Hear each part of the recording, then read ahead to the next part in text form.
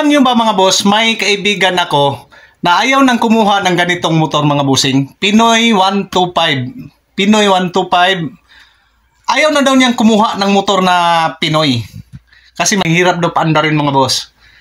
So bakit nga ba siya mahirap paandarin mga bossing? Sa may ganitong motor mga bossing at saka nagkaroon ng parehong sitwasyon sa akin, panoorin nyo tong video na to mga boss, ay ituturo ko kung paano, kung bakit mahirap siyang pag-andarin. Pareho lang ang problema ninyo sa inyong mga motor sa problema ng motor na to dati. Isishare ko sa inyo mga bossing para hindi kayo ma-discourage sa pagbayad sa kumpanya. Ang iba mga bossing sinasauli na lang.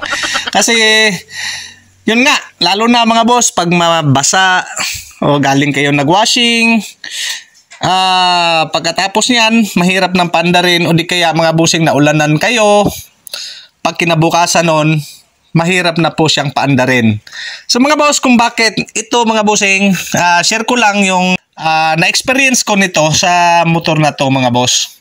Na-discourage talaga ako nung bago pa lang to sa akin. Ito, paglilinaw lang mga bossing, 7 years na po ito. Hindi lang nawasingan mga bossing kasi hindi ko nagamit since na mayroon tayong isang motor. Na yun ang ginagamit ko palagi mga boss. So ito ay hindi ko nagamit, na tambay lang. Kahapon nga, inayos ko tong gulong kasi pinatakbo ko mga bossing kasi masisira siya pag baka masira, pero ito wala talaga tong depekto mga boss. Ito yan mga bossing pag mahirap andarin yung motor nyo, yung battery nito ay weak na, pero gumagana pa din siya, pero hindi lang na start, pero sa ilaw-ilaw mga bossing ay pwede pa. Ito yan. Kinig kayong lahat para hindi kayo ma-discourage, baka same tayo ng problema dito. Ito mga bossing ay linyada patungong CDI. Yan sa likod ng battery. Makakita kayo dyan ng kuwan na mayroong dugtungan.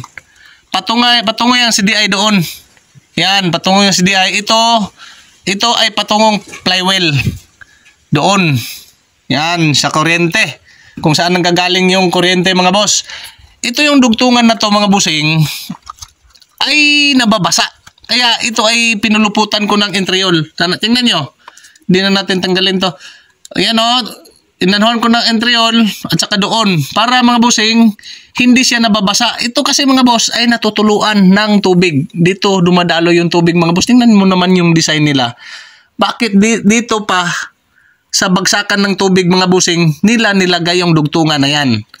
Yan. Pag sa tuwing nagwa-washing kayo, naulanan kayo, kaya po yung dugtungan na yan napupuno ng tubig, yung yung dinugdugtong-dugtong. Tingnan nyo yan.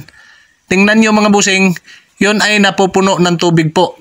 Pag napuno na siya ng tubig mga boss, yun na, mahirap ng paandarin. Kaya marami akong napagbintangan dati mga boss. Kinalas ko yung spark plug. Marami. Sabi ko, baka na to sa kuryente, sa flywheel, gano'n. Mahirap talaga. Sa uli ko na nga lang to. Sabi ko mga boss, simula noon mga bossing, wala na. Simula nung nalagyan ko siya ng gano'n, wala na. One click to pag pinaandar natin. So ganun lang mga bossing ang problema sa mga ganitong motor. Baka sa Skygo o di kaya sa ibang brand ay ganun din. So ganun lang.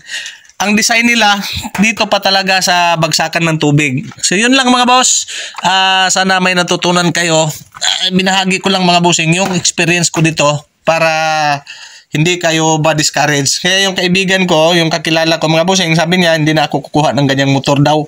7 years na mga bossing, wala pang depekto yan. Maliban na lang sa mga ito, pumutok na, ganyan. Yung sa panglabas lang, pero ang makina nito mga boss hindi pa nagagalaw talaga. Okay ang Pinoy.